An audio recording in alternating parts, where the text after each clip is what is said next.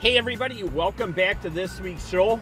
Heading up to Marinette to hook up with our good friend Brian Claremont from BAC Guide Service. We're going to be doing a little river fishing today, and we're going to be fishing bass, walleye, pike. You know, it's a multi-species trip, and I'm always looking forward to fishing with Brian because this guy is very knowledgeable when it comes to river fishing, and he's a fun guy to fish with. So you guys hang on to your heinies.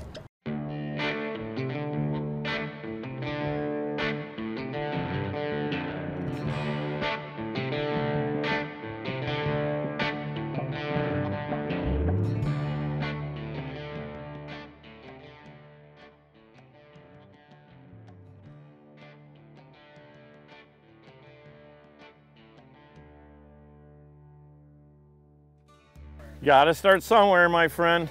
Went back to the countdown. Smally. There it goes. Easy come, easy go. Go, Brian. You know what? That's 3 in a row, and they're getting a little bit bigger. You know, you missed like 3 or 4 on a sucker. So what I did is I started off with a shiver minnow, and then I went to this, and then I went to some plastics. And I figured, you know what, I'm just gonna work this really slow. And it's amazing when you start thinking about trying to put a pattern together. You know, our water levels are really low this year. We haven't had a lot of rain, you know, and that's been a big thing right there. So these fish are definitely sitting a little bit deeper right on the edges right here. And just kind of working it. You know, and Brian, I fished this with you before a few years ago. That's when we actually put the drone down. There's a lot of fish that are in that 18 to 20 inch range on this stretch right here. There's a ton of 18 to 20 inch fish here. And like I said, during the week, it's so nice and quiet up here. There's no jet skis roaming around, and you know, the flow, low water, but the flow is just right there. You hardly have to touch the trolling motor. You just kind of float through and fish the holes in the different areas. The current breaks, and it's peaceful and pretty up here. Oh, that's cold in there. Cold? You're hot, just stick your head in here, Larry. He's good, huh? Cold. Got a case of CCS. Can't catch.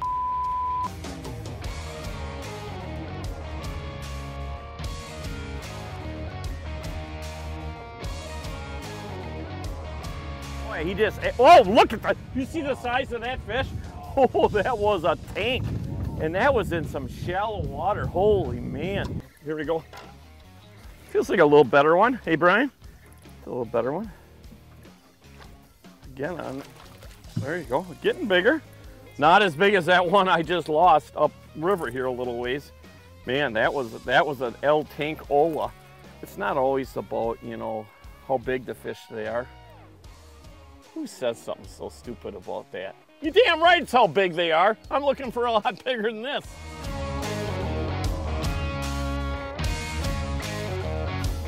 Hey guys, what do you think of this? It ain't a giant, but it ain't too bad. Don't get nervous. I'm just getting him out of the water for you. You guys can come back out then. I mean, he's not that big, but boy, he's... There he goes. I'm getting bigger. I'm going up. You know what's funny? Things are starting to progress here pretty well. You just started throwing that top water again. You know, I've been on and off. I've been switching up. Yeah, I'm casting and working the bottom more or less. And, ooh, that's a good fish. I'm getting them from above and you're getting them from below. Right, that's well said, my friend. That's what we're looking for. Yeah, that's a giant, man. Wow. Oh, that is a good fish. There's a good fish right there. That's what we're actually looking for. I think the one I had before upriver was a little bit bigger than that one right there. We'll never know. We'll get her back because it's kind of warm out. It's warm for sure.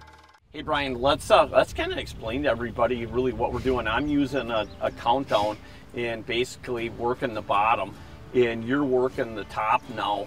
And before you were throwing a sucker, you lost 4 or 5 on that. They just weren't taking it good enough. But when you come to these areas, like we just went through a ton of weeds. It's kind of like a cabbage or almost looks like milfoil. Milfoil that's in the river, and that's right where that fish came out of. Well, those weeds, they grow up and you got the current, so the weeds bend over, so you get the big, long, stringy weeds. Yep. And the fish like to sit on the back side of that, and you watch for bait fish to go by or whatever, and they got a little bit of shade. Yep. So like I said, you're working a little bit deeper than I am. I'm running that top water, and instead of using like the back hook that, you know, the truck bugs usually got the feathers on them, I get rid of that, and I like to put a little piece of plastic on the back so it's got like another leg. Oh, that's a good idea. Yeah, real good idea. And there's nothing like catching fish on top water. No, I would agree with you, for sure. You catch one more like that, I'm going to start casting myself. You usually get bigger fish when you use it in top water too, so that's the first one. Hey, I'm just telling you, that one I had upriver was like, I'm thinking it was twice the size of that one you just caught. Not nearly as big as that other one, but right, still fish. We'll take her. They're still fun. That initial strike on top water, it's fun.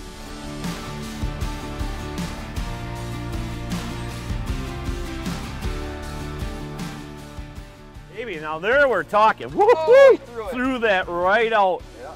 Changing colors, Brian.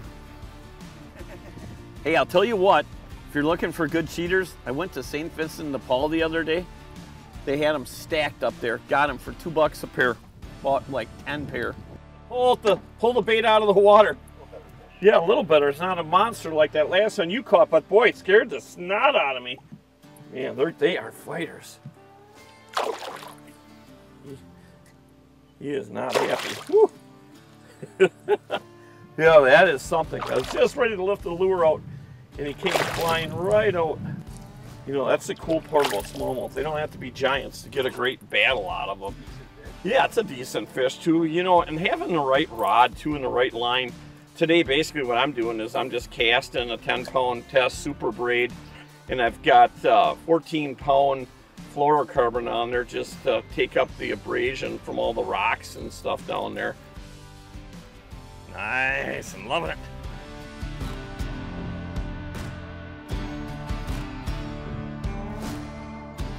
Oh, a walleye. Something different. You know, that is kind of the cool part about this river. You really never know what you're gonna catch on there. I kind of just changed the color too. You know, the cool part too, Brian, you know, we got to talk about this, is that, you know, river fishing, you can pretty much do any time of year, but this is a great place in the summer to come and just float. So you figure you got 10, 12 miles of river here that you could float down, you know, and you're just constantly casting. And that's, I like that kind of fishing, you know. We've seen a lot of fish too today so far, you know, because there is a lot of shallow water. You saw a big sturgeon before, we saw a bunch of big bass besides the ones we caught. It just seems to be like river fishing for some reason is a lot more relaxing. A lot more relaxing, because if you do have a big thunderstorm rolling or something happens, shore is what? A couple 100 yards away at the most any time? Right. There we go. Shaker. Shaker baker. Again, you know, what I'm doing is I'm basically just casting. I'll show you guys exactly how I'm working this countdown. But basically all I'm doing, I'm pitching slightly downstream, and I'm basically keeping my rod tip down, and I'm reeling about 6 times and giving a little twitch. Reeling, giving it a little twitch. It's that pause, you pause it for that split second. Every time you pick back up on it, that's when they whack it. Sure. So let's talk about the night trips. Like, how does that all work? We usually start around 7 o'clock, and usually we're done by midnight. Sometimes a little bit later. Sometimes we're done before that, you know, if people want to take fish home. You know, and it's a lot of nice eating size fish, a lot of 16 to 19-inch fish, which are perfect eater size. Right. And again, that's got to be kind of nice, because there can't be too many people out there at night fishing, huh? There's a few, but, you know, it's nice. Like today we're casting and we're eating sun all day. It's nice to go at night and have a little bit of sun, and then it's dark and it's a little cooler, and it's nice to get out of the sun once in a while. Told you they're gonna come right up your butt. Thank you, little smallie. Go get bigger. You just had a big one just absolutely explode on that about 5 minutes ago, and right back to it. I wonder if I should go to a top water. It's nice and calm, Larry, and they seem to be hitting them now. They weren't really hitting them good before, but yeah, now they're... I think I'm gonna change over, because that in the last 5 minutes, that's 2 fish. Nice. Woo! I love smallmouth fishing, especially on these rivers. You know, when they're in the river, they just seem like they're a little stronger fish. That's a nice fish. Oh, there's one. I got a big one. Woo! Yeah, top water, baby. Torque, torque, torque. Look at that. That's a nice fish. Oh, that's a nice fish, yeah. Yep. Woo! That is a nice one. God. That is so, oh man, that is so cool. I'll tell you. Yeah, top water's addicting, 100%. I'll tell you that. I'll tell you, that's a nice one right there. It's hard when your partner over there is casting top water in every pass catching a fish, you know. So I switched over, put down the countdown finally, and went to top water too. There's something that, you know, I don't get a lot of opportunity to fish top water myself too much. So when I do get a chance, you know what, I'm definitely going to take full advantage of it. You know, Brian, I'll tell you something. It never gets old fishing these rivers like this, you know, not a lot of pressure on them, especially during the week like this. And there is a lot of fish, you know, in these rivers. And the way they fight in that current is pretty amazing.